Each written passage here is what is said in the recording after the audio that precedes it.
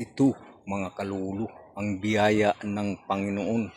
Nagsabay-sabay na sila mga kalulu.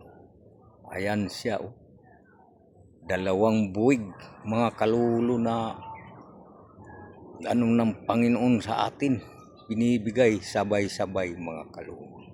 At hindi ko ito kayang dalhin mga kalulu. Isa-isa lang kasi meron pa dito mga kalulu sa kabila. Ayan oh. Dito tayo.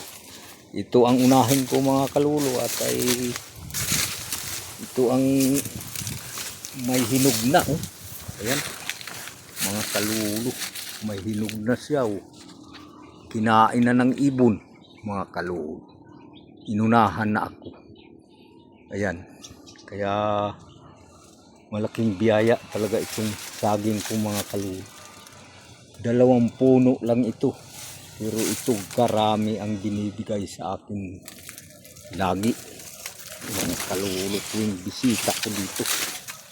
Ayan, 2 buwig mga kalulu ito. Mayroon pa sa kabila mga kalulu dito. Ayan.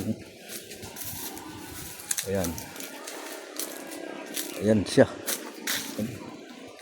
Ito pa. Oh. Ayan.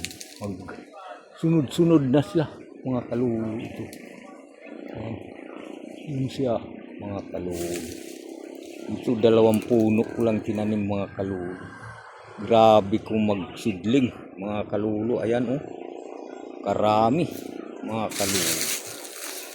Kaya sawain ka talaga ng saging mga kalulu kung pangkain lang. Ito talagang sawa ka. Ayan mga kalulu. Nagsisidlingan na naman dito mga kalulu. Nagkatumbahan na ito pero may sumisidling pa mga kalulu. Ayan. Kaya hindi maagad ang saging ko mga kalulu.